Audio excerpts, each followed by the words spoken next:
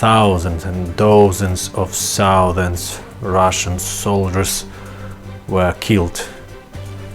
Anyway, their commanders are continuing to send them for death.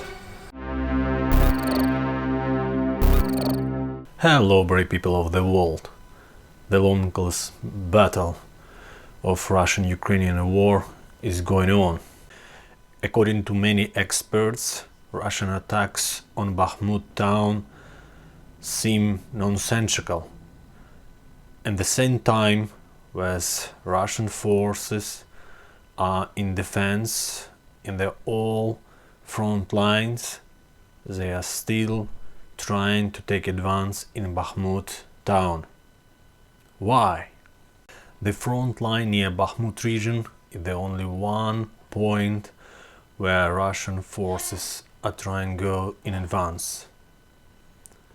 They brought here the best army detachments, but in the same time Ukrainian forces also brought the best detachments experienced in Kherson operation. In the beginning of Russian attacks on Bakhmut during the summer in 2022, Bakhmut was the key to control another cities as Kramatorsk and Slovyansk, but after the biggest Russian defeat in Izium and Kupiansk and Liman, for now these attacks looks like senseless, but for Russians, and according to many experts, all Russian efforts to take over of the Bakhmut town is about re-establishing Russian military prestige. So who are fighting on both sides? On Ukrainian sides, in defense, are fighting many Ukrainian brigades of Ukrainian infantry, also of Navy and Marines, also brigades of territorial defense of Kiev and Lviv, very famous 80 Brigade of Ukrainian forces. And I should add that also 4 international detachments are fighting on Ukrainian side, so 2 Chechenians battalions. One is a battalion by the name of Sheikh Mansour, and another one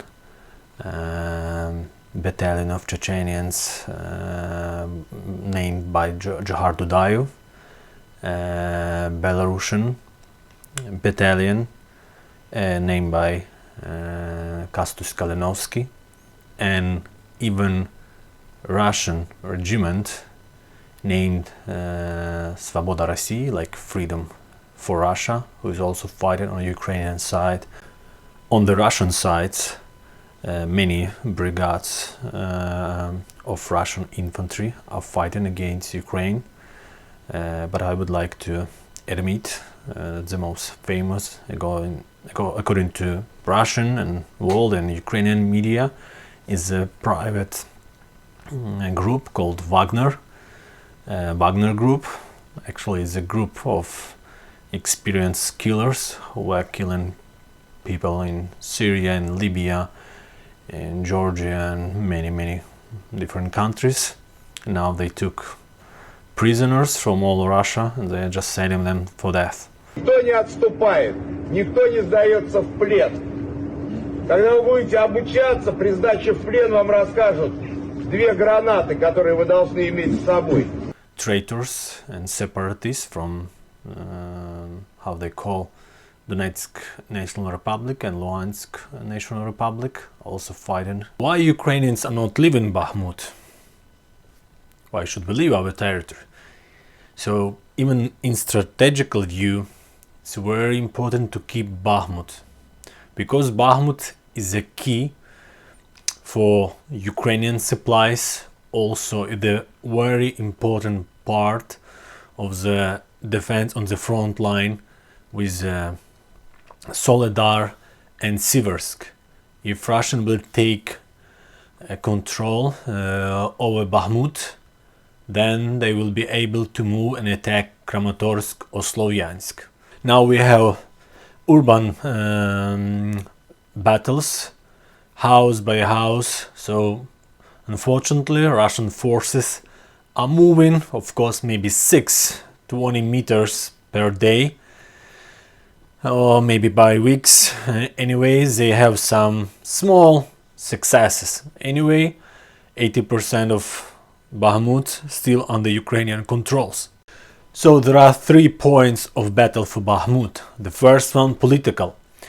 Russians, even they declare before open aggression in the end of February 2022, that their aim is to take over control of all Donetsk and Luhansk regions. Anyway, they attack Kiev and Kherson. Now they are back in their propaganda to take control over these territories, and they want to take it in real. So they try all their forces, all their strengths, just to take over all other territories of Donetsk and Luhansk region. The first one, political. Then the second one is symbolic. So now Bakhmut is a symbolic of Ukrainian strength and Russian weakness. Russians lost Kherson and also Izium, so they had 2 defeats during the fall 2022. So they want to make up the humor of their army, because they are just losing in the second half of 2022. So for them, they want to have some success. And the third point is logistic. This very important logistical point for army which controls Bakhmut, because if you take Bakhmut, then you control also Soledar and even Siversk on the north. And then this is a key to attack for Kramatorsk and Sloviansk.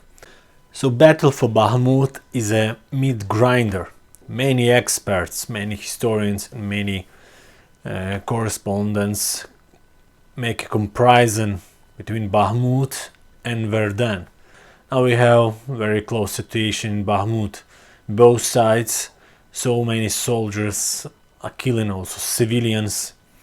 Anyway, for the Russian forces, they never treated their own soldiers as important. So they are making these grinder waves every day. It's like meat. They are using their soldiers as meat, sending them and sending and sending. And this is a battle of artilleries. Artilleries, drones, 2 sides are well trained, well experienced for almost 1 year intensive war. And any side doesn't want to defeat. Anyway, even Ukrainian forces are now in defense line. Our forces are on the hills of Bakhmut, so we have better position. So even we are in defense now, there is also a chance to make a great defeat for Russian soldiers. Of course, they have many soldiers about whom nobody cares. And for us, for Ukrainian forces, each soldier is very important. Each soldier's life is very important. In a short future, we will see what will happen in Bakhmut. 2 sides are preparing for new operations. Now it's mud and wet ground, so any forces can be so fast. Anyway, when it will be colder and it will be freezing, we are waiting for changing in the front lines.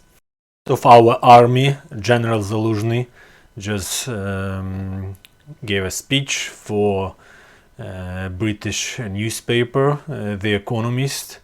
So he said what we need to victory in this war. At least 300 tanks, 500 howitzers, and about 600 or 700 armed personnel carrier, APCs. Only after that we can change very fast the war, and we can take back our territories, especially for Bakhmut. Francis Fukuyama in 1990 said at the end of history. So also military experts and soldiers and strategists, they thought that the kind of war of 20th century finished, the end of these strategies. Anyway, war in Ukraine shows how artillery is still important, how tanks are still important, infantry and artillery operations. So please support Ukraine, be brave like Ukraine, make pressure on your government to help Ukraine, because victory of Ukraine, it's victory of democracy.